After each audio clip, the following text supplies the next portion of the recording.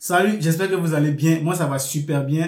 Aujourd'hui, j'ai décidé de vous parler comme ça de la vie des étudiants étrangers en France. Les gars, c'est pas facile, hein. J'ai fait une vidéo où j'ai mis une story, voilà, disant que j'étais seul et tout, voilà, pour pouvoir voir plus ou moins la réaction des gens, en fait, dans mon WhatsApp. Et quand j'ai fait plus ou moins la story, j'ai eu peut-être 2-3 personnes seulement qui m'ont envoyé un message pour savoir en fait ce qui n'allait pas et tout. J'avais fait exprès, bien évidemment. Et après, j'ai mis une autre story où je mets de l'argent et je dis les 10 premières personnes qui m'envoient leur numéro de téléphone, je leur fais un dépôt tout de suite. Et je vous assure que j'étais inondé, j'étais bourré de messages parce que tout le monde voulait de l'argent. Eh bien, pourquoi j'ai fait ça? J'ai fait ça parce que les gens ont tendance à croire que les étudiants étrangers, ça veut dire dès qu'ils arrivent en France, ils ont de l'argent, tout va bien chez eux. Alors que ce n'est pas le cas. Juste une manière de vous dire que n'attendez pas seulement quand vous êtes dans le besoin pour pouvoir écrire aux gens ou bien pour pouvoir demander de l'aide directement aux étudiants étrangers parce qu'eux-mêmes ils ont leurs problèmes. On va prendre le cas d'un étudiant lambda qui vient d'arriver en France. Il doit commencer les cours. Et les gars, je vais vous dire, 95% des étudiants étrangers qui viennent étudier en France, ils sont perdus dans les débuts parce que le système est carrément différent. C'est pas pareil. Donc, perdu. Et sachez que chacun a son temps d'adaptation. D'autres peuvent prendre 3 mois pour s'adapter. D'autres peuvent prendre 6 mois. D'autres peuvent prendre 1 an, 2 ans. Ça dépend, voilà, de tout un chacun. Et je vous assure, quand on arrive nouvellement ici, il y a le mot que souvent on évite de dire, mais je vais le dire. C'est-à-dire que tu te dis, mais attends, je suis quitté dans quel monde pour venir dans quel monde? Parce que tu te sens bête en fait. Tu te dis, mais comment se fait-il que je comprends pas les cours, j'arrive pas à m'en sortir? Parce que c'est pas pareil en fait. Le professeur il vient, il commence à parler, il faut prendre note. C'est que tu comprends, tu écris. Si tu comprends pas aussi, ça c'est ton problème. Donc, d'abord, il y a ce problème-là quand on arrive ici qui nous fatigue beaucoup. Et tu es là, tu cherches à savoir comment est-ce que tu vas faire pour résoudre ce problème-là. Et c'est là que des gens au pays vont commencer à t'envoyer un message pour te demander service, pour te donner de l'argent. Pourtant, tu es arrivé en France, ça fait même pas peut-être 2, 3, 4 mois. Toi-même, tu viens, tu es confronté aux difficultés de la vie. Tu es en train de chercher comment tu vas faire pour pouvoir t'adapter plus ou moins à la vie étudiante ici. Et les gens se permettent de te demander de l'argent, croyant que quand tu prends le vol et que tu arrives en France, peut-être que genre, je sais pas comment dire ça, mais tu tombes tout de suite dans de l'argent. Les gars, c'est pas comme ça que ça marche. C'est pas comme ça que ça marche. Un étudiant étranger qui arrive en France, il doit s'adapter. Ce que vous oubliez, c'est que c'est une nouvelle vie qu'il reprend à zéro. Donc, il doit plus ou moins s'adapter à cette vie-là, à cette nouvelle vie qui n'est pas du tout pareil avec la vie qu'il menait peut-être dans son pays et tout.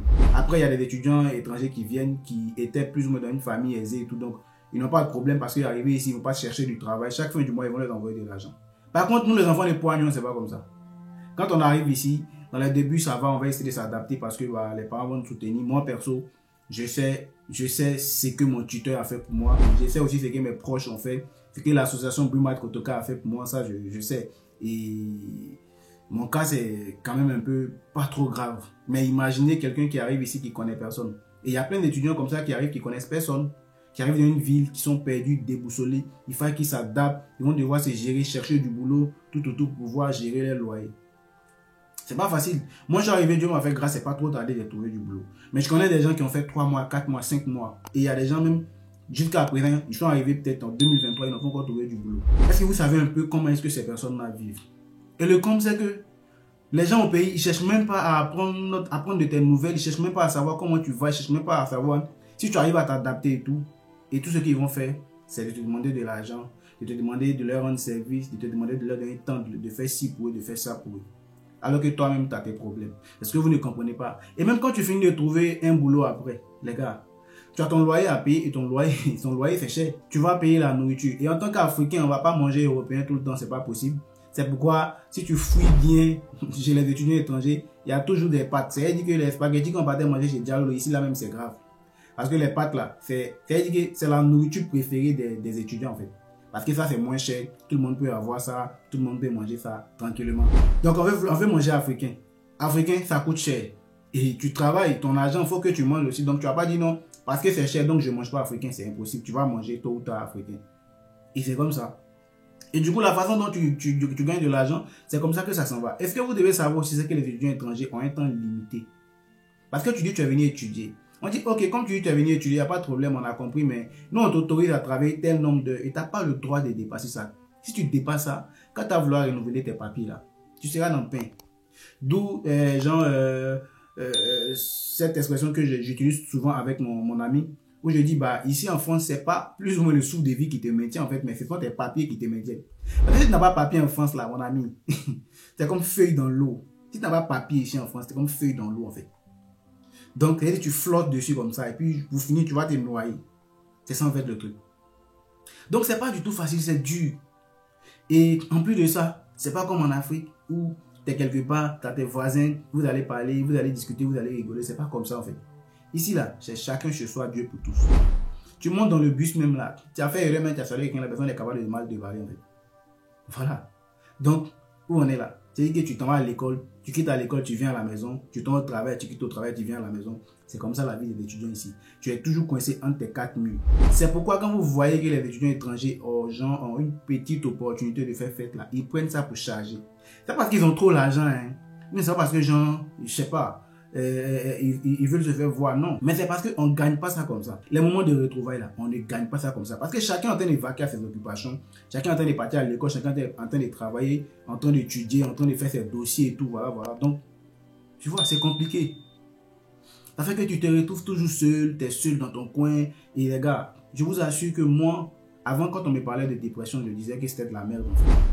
Mais comment je suis arrivé ici, dans mes débuts, j'ai vu que ça existe en fait. Ça existe. Parce que je commence les cours, je suis totalement perdu. Même jusque-là, il y a des cours que je n'arrive pas à comprendre. Et mon année, je ne sais même pas si je vais valider mon année. Vous voyez? Donc déjà, il y a cette pression qui est sur ta tête. Parce que tu vois que c'est un peu chaud à l'école, c'est chaud. C'est même pas si tu vas valider. En même temps, tu dois travailler pour payer ton loyer. Tu vas au travail, tu vas à l'école, tu viens, t'es fatigué, tu dois cuisiner pour manger. Toi seul, il y a tout ça sur ta tête. Et du coup, tu te dis, waouh, je suis dans quoi? Mais tu es déjà là. Et nous, on se met en tête qu'on est venu à l'aventure, on est venu se chercher, donc on ne doit pas abandonner. On ne va pas forcément vous montrer tout ça. Voilà, parce qu'on est des guerriers, on ne va pas forcément vous montrer tout ça. Mais je fais cette vidéo, en fait, pour que les gens arrêtent de croire, en fait, que gens mènent la belle vie. Non. Je vous assure qu'il y a des étudiants étrangers qui n'arrivent même pas à manger, tu vois, qui n'arrivent même pas peut-être à acheter une doudoune pour porter quand il fait froid. Si ce n'est pas les associations là, qui sous-traitent un peu, qui souvent offrent des doudounes, qui offrent des couettes et tout, genre contre la fraîcheur. Parce que les vêtements contre la fraîcheur, les gars, ça coûte vachement cher. Mais tu es obligé d'acheter parce qu'il fait froid. Tu ne peux pas ne pas porter en fait. C'est impossible. Donc, on a tous ces problèmes-là, on a tous ces petits chichis-là à régler. Après, nous aussi, on a notre vie. Tu travailles. Donc, si tu as eu un peu d'argent, toi aussi, tu vas forcément te faire plaisir. Tu vas t'acheter quelques trucs aussi. Et au final, toi, en tant qu'étudiant, tu te retrouves avec combien? Pour que les gens viennent te demander de l'argent pour dire non, envoie-moi ci, envoie-moi ça. Ce que moi, je voulais dire à travers cette vidéo, c'est que quand vos proches voyagent pour aller étudier dans un pays étranger, peu importe là où ils s'en vont, dans leur première, deuxième année, soutenez-les. Soyez là pour eux. Essayez de savoir ce qu'ils vivent, essayez de comprendre ce qu'ils vivent. C'est très important. Mais si dès qu'ils arrivent, moi dès que je suis arrivé dans mes premiers mois même déjà, les gens ont commencé à me demander de l'argent. Comme si genre, quand je suis arrivé à l'aéroport, Emmanuel Macron a dit, bon, Daniel Atoba vient d'arriver, donnez-lui 100 000 euros, il va mettre sur son compte. Comme ça, quand ses amis vont lui demander l'argent, il va partager. Et jusque là, ça me fait mal. Mais il y a des gens en fait qui m'ont envoyé des messages que je n'ai pas répondu jusqu'à aujourd'hui. Parce que j'aime pas frustrer les gens en fait. Et j'aime pas, tu vois, parce que quand ils vont insister, tu as mal parlé, ils vont trouver que genre, c'est parce que tu as voyagé, que genre, tu les parles comme ça, alors que ça n'a rien à voir. Alors que toi-même, tu as tes problèmes, toi-même, tu as tes petits soucis que tu dois chercher à régler, tu as tes coups, que c'est chaud en fait, tu dois travailler, tu dois toi-même te reposer. En fait, au final, tu n'as même plus du temps pour toi en fait. Mais on se démet dans tout ça, on essaie quand même de rester souriant, on essaie d'être heureux, d'être joyeux.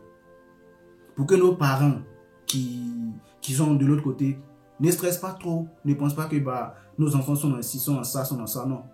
On ne veut pas qu'ils stressent. En plus que nous, on stresse, si eux ils stressent à nous, on fait comment? Il y a beaucoup d'étudiants qui vont dans des associations pour aller prendre de la nourriture.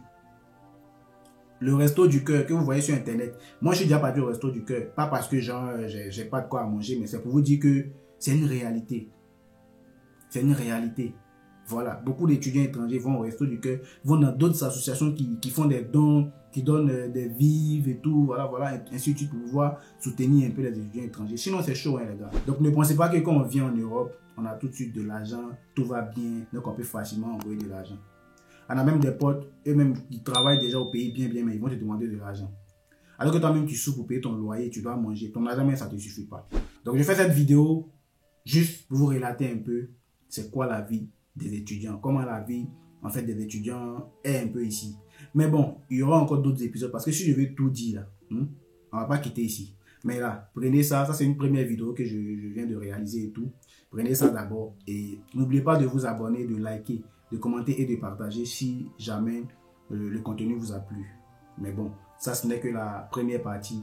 Il y en aura encore plusieurs parties sur plusieurs choses que je vais faire des vidéos en fait pour vous expliquer, pour que vous puissiez savoir que les étudiants étrangers, ce sont des guerriers en fait. D'ici là, portez-vous bien et à très bientôt pour une nouvelle vidéo.